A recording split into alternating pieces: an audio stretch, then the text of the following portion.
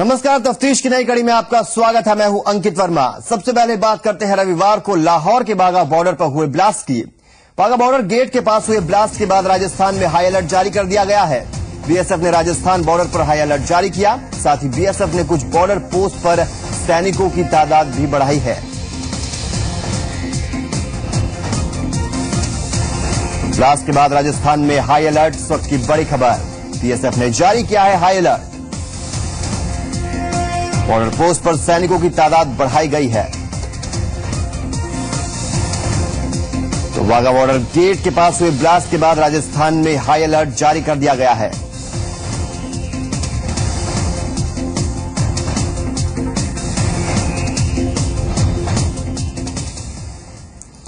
तो लाहौर के बाघा border gate के पास हुए धमाके में मरने वालों की तादाद 61 हो गई है। ये ब्लास्ट बाघा बॉर्डर पर रविवार शाम भारत और पाकिस्तान के बीच होने वाली फ्लैग सेरेमनी के तुरंत बाद हुआ था। इस आत्मघाती विस्फोट में 11 महिलाओं और 3 सुरक्षा कर्मियों समेत 61 लोग मारे गए, जबकि 200 लोगों के घायल होने की खबर है। आतंकी संगठन जदुल्ला ने हमले की जिम्मेदारी ली है।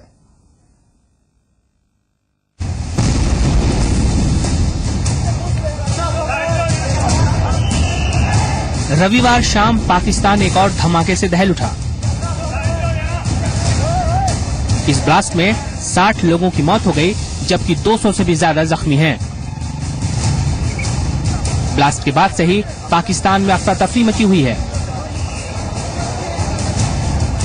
हमले की जिम्मेदारी जुंदुल्लाह नाम के आतंकी संगठन ने ली है। जुंदुल्लाह तहरीक तालिबान पाकिस्तान से अलग होकर बना था। खुफिया सूत्रों के मुताबिक जुंदुल्लाह आईएसआई के ही इशारों पर काम करता है। ब्लास्ट को जुंदुल्लाह ने वजीरिस्तान में जारी सैन्य ऑपरेशन का जवाब बताया है। पाकिस्तान के प्रधानमंत्री नवाज शरीफ ने इमरजेंसी बैठक बुलाकर पूरे हालात पर तुरंत रिपोर्ट मांगी है। प्रधानमंत्री नरेंद्र मोदी ने भी पाकिस्तान में हुई इस ब्लास्ट की कड़ी निंदा की है। पीएम ने इस हमले को हिला देने वाला और कायराना आतंकवादी हरकत करार दिया है। ये हमला वाघा बॉर्डर को निशाना बनाते हुए किया गया था। पाकिस्तान में अब तक हुए ब्लास्ट में शायद ये पहली बार है जब बाघा बॉर्डर पर इस तरह की घिनौनी हरकत को अंजाम दिया गया है। ये ब्लास्ट शाम करीब 6:15 पर मिलिट्री परेड और झंडा उतारे जाने के 30 मिनट के बाद हुआ। रिट्रीट सेरेमनी के बाद लोग घरों की ओर लौट रहे थे।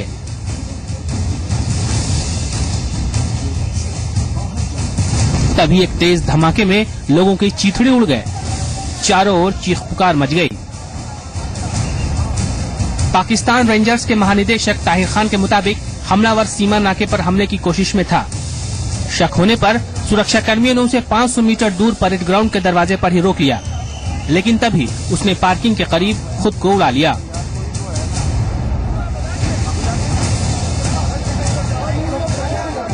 पाक रेंजर्स के अधिकारियों का कहना है कि हमलावर के पास करीब 15 किलो विस्फोटक था। पाकिस्तान से लगी सीमा पर भारत ने हाई अलर्ट जारी किया है। पाकिस्तान ने 3 दिन तक वाघा बॉर्डर पर रिट्रीट सेरेमनी को कैंसिल करने की भारत से अपील की है। ब्यूरो रिपोर्ट, जी मीडिया। तो बाघा बॉर्डर पर हुए आतंकी हमले के बाद वहां के हालात का जायजा लिया जी मीडिया संवाददाता शिवम भट्ट ने। देखिए,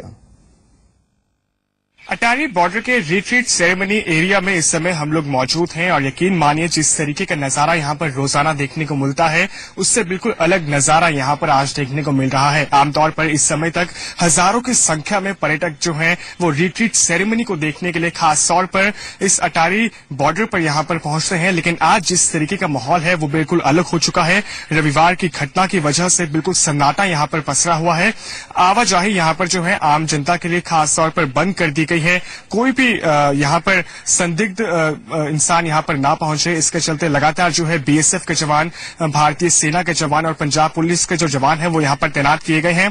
आमतौर पर जो स्टैंड्स जो यहाँ पर हैं वो खचाखच भरे होते हैं, जो एक जोश से भरी हुई जो परेड यहाँ पर होती है उसे देखने के लिए, लेकिन आज वो स्टैंड्स सारे के सारे खाली पड़े हैं। इस स्टैंड्स पर कोई भी नहीं बैठा हुआ और जिस तरीके का यहाँ पर शोरगुल या फिर कहें जिस तरीके की एक प्राउड मोमेंट जो है वो हर भारतीय यहाँ पर आकर शेयर करता है, वो आज बिल्कुल नहीं हो पा रही है और आवाजाही जो है बिल्कुल बंद कर दी गई है। हालांकि शुरुआती दिनों में 3 दिन के लिए जो रिट्रीट सेरेमनी है उसको बंद किया गया है और अब देखना ये होगा कि और कितने दिनों तक ये जो रिट्रीट सेरेमनी को जो बंद किया गया है और कितने दिनों तक ये सुरक्षा के कारणों से यूं ही बंद रहेगा। कैमरामैन अश्विनी के साथ शिवम भट्ट, जी मीडिया, अटारी, अमृतसर। तो वाघा बॉर्डर पर हुआ ब्लास्ट अपने पीछे कई गंभीर सवाल छोड़ गया है, जिसके चलते बॉर्डर पर सुरक्षा बढ़ा दी गई है। अटारी से जी मीडिया संवाददाता शिवम भट्ट की एक और रिपोर्ट देखिए। भारत पाकिस्तान के बीच पिछले कई दशकों से बीटिंग रिट्रीट सेरेमनी चलती आ रही है, लेकिन एकाएक एक आत्मघाती हमलावर आता है और सीमा से महज 500 मीटर की दूरी पर एक भयंकर आत्मघाती हमला कर देता है। इस हमले में कई जाने जाती हैं, कई मासूम लोग हैं जिस अपनी जान इस आत्मघाती हमले में गंवा बैठते हैं। लेकिन इस हमले के बाद लगातार जो सवाल उठ रहे हैं भारत की ओर से वो यही है कि आखिर इस आत्मघाती हमलावर की मंशा क्या थी। क्या ये जो हमला है ये भारत के लिए किया गया था? क्या भारत के अंदर आकर इस हमले को अंजाम देने की कोशिश की जा रही थी? इस मंशा को लेकर लगातार जो भारतीय सुरक्षा एजेंसियां हैं वो लगातार जांच कर रही हैं। हालांकि कुछ का ये भी कहना है कि ये जो आत्मघाती हमला हुआ है ये पाकिस्तान की सेना को जवाब देने के लिए था, क्योंकि जिस तरीके से उत्तरी वजीरिस्तान में सेना लगातार जो मिलिटेंट्स हैं उनसे लड़ती आ रही है, उसी के मद्देनजर ये हमला किया गया है। लेकिन इसके बावजूद जो भारतीय सेना जो है, भारतीय सुरक्षा एजेंसियां जो हैं वो लगातार मुस्तैद हैं, जो ये जानने की कोशिश कर रही हैं कि आखिर इस सबके पीछे मास्टरमाइंड कौन था और क्या इस तरीके की जो घटना यहाँ पर हुई है ये किस मंशा से इसे अंजाम दिया गया था और क्या ये भारत के लिए भी इस तरीके की जो घटना है ये भारत के लिए प्लान की गई थी या फिर ये जो सारा का सारा जो घटनाक्रम हुआ है, इतनी जाने गई हैं, ये सिर्फ पाकिस्तान की सेना जो है उन्हीं को जवाब देने के लिए ये सब कुछ प्लान किया गया था। कैमरामैन अश्विनी के साथ शिवम भट्ट, जी मीडिया, अटारी, अमृतसर। और आइए अब सुनाते हैं इस पूरे मामले पर रक्षा विशेषज्ञ प्रफुल्ल बख्शी और रिटायर्ड लेफ्टिनेंट जनरल PN हुन का क्या कहना है। ये इसलिए हुआ कि मुझे ऐसे लगता है कि इन्होंने जरूर कोशिश की होगी कि हमारी तरफ ये करें, लेकिन वो आ नहीं सके। ये पता नहीं रेंजर्स की वजह से या क्या वजह से वो आ नहीं सके। आप सोचिए कि अगर वो क्रॉस करके और ये जो ही गेट बंद होता है और हमारी जो स्टैंड्स होती हैं उधर बड़ी होती हैं, उनको अगर उड़ा देते तो क्या होता। यही उन्होंने इधर नहीं कर सके, फ्रस्ट्रेशन में उधर कर दिया, क्योंकि उधर भी अब ये सोच रहे हैं कि हम लड़ेंगे, हम अपना सरकार बनाएंगे। उधर तो ISIS ही है, अब तो सीरिया, इराक, ये सब इस्लामाइजेशन। इंडिया में भी ये कहते हैं कि हम करेंगे। ये कठिन चुनौती है, क्योंकि ये जिस तरीके का ब्लास्ट हुआ ये एक बहुत ही तगड़ा ब्लास्ट था एंड हाई एक्सप्लोसिव ब्लास्ट था।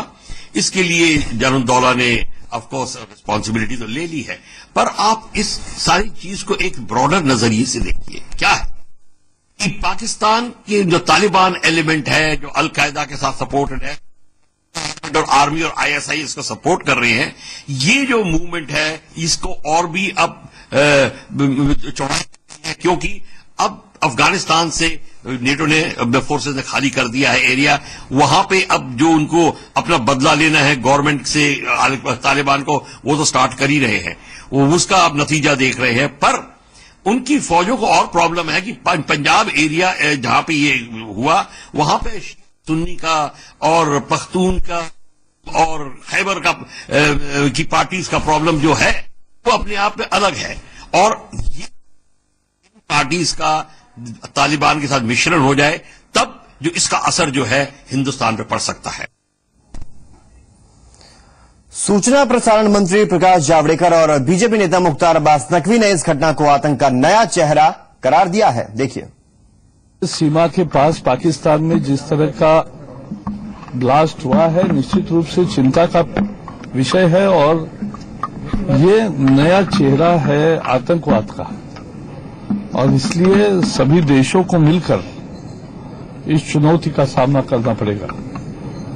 और मुझे लगता है इस तरह का अगर सभी का कमिटमेंट और सहयोग होगा तो हम इस संकट पर भी, इस चुनौती को भी मात दे सकते हैं।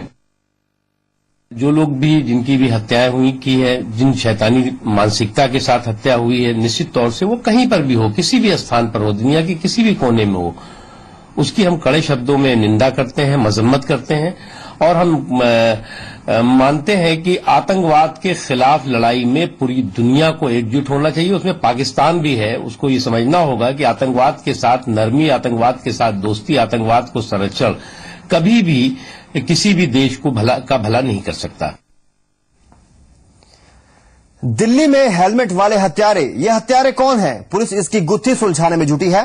पूर्वी दिल्ली के शकरपुर इलाके में आज ज्वेलर राकेश ठाकुर की गोली मारकर हत्या कर दी गई। वारदात के बाद बाइक सवार बदमाश फरार हो गए, लेकिन ये सारी वारदात सीसीटीवी में दर्ज हो गई।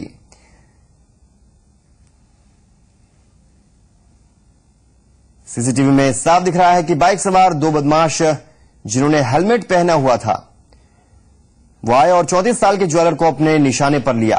देखिए, ये सीसीटीवी फुटेज आपकी टेलीविजन स्क्रीन पर दो बाइक सवार बदमाश आते हुए हेलमेट पहना हुआ है और इन्होंने ही राकेश कुमार को गोली मारी है। राकेश 34 साल के थे और ज्वेलर थे वो और ज्वेलरी शॉप चलाते थे।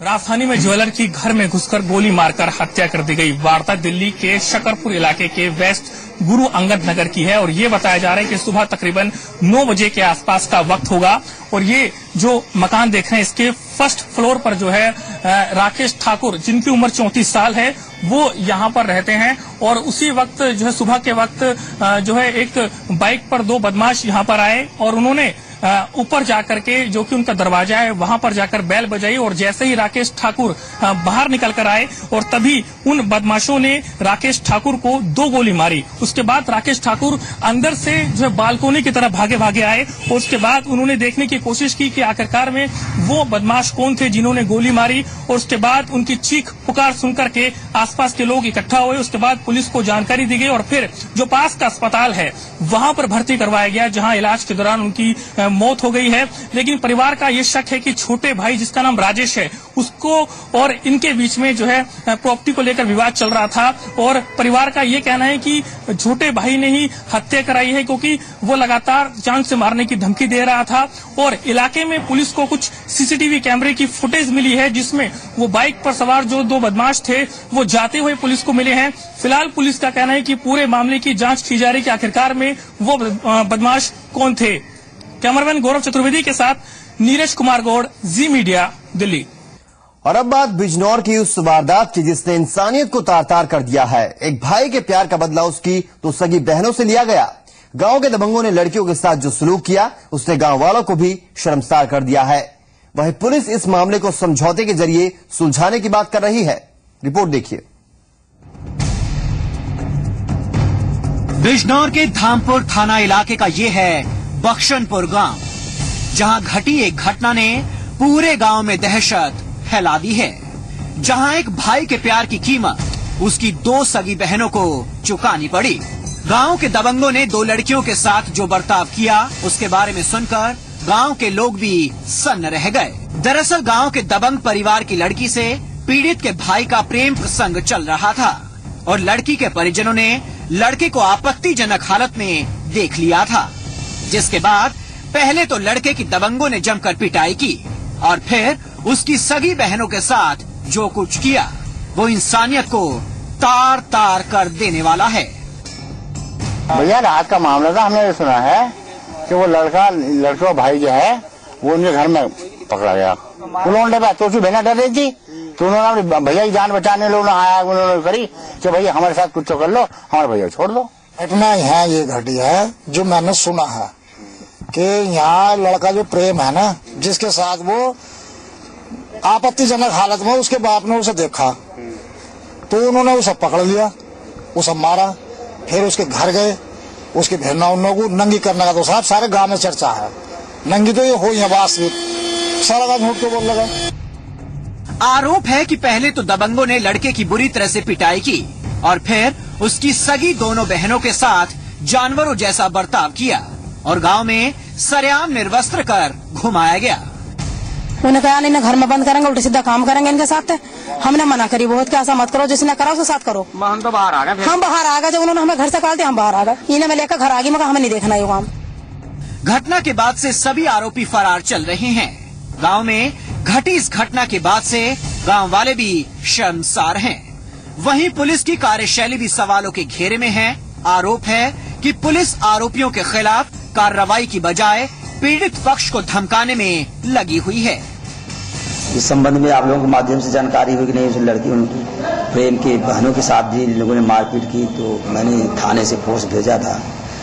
तो हमारे दरोगा ने वापस आकर बताया और लड़कियों से जो बातचीत की उसके अनुसार लड़कियों का कहना है कि मेरे साथ कुछ नहीं हुआ था, मेरे भाई को मेरे बगल के जो पद में चाचा लगते हैं मारा थे। बाद में हम लोगों ने समझौता कर लिया है। अब उन्होंने इसमें किसी को कोई तहरीर नहीं देना है, कोई कार्रवाई नहीं चाहते हैं। लेकिन बिजनौर में इस वारदात ने समाज के उस चेहरे को बेनकाब कर दिया है जिसके दिल में इंसानियत के लिए कोई जगह नहीं है। वसीम अख्तर, जी मीडिया, बिजनौर। और अब खबर खागी पर हुए हमले की। कानपुर के भूरा का पुरवा गांव में वारंट लेकर एक आरोपी को पकड़ने गए पुलिस टीम पर ही गांव वालों ने हमला बोल दिया। दारोगा राघवेंद्र सिंह और एक सिपाही तो किसी तरह जान बचाकर भाग निकले, बाकी 4 सिपाही गांव वालों के हत्थे चढ़ गए। कृपाल को छुड़ाने के बाद गांव वालों ने सिपाहियों के साथ मार पिटाई की।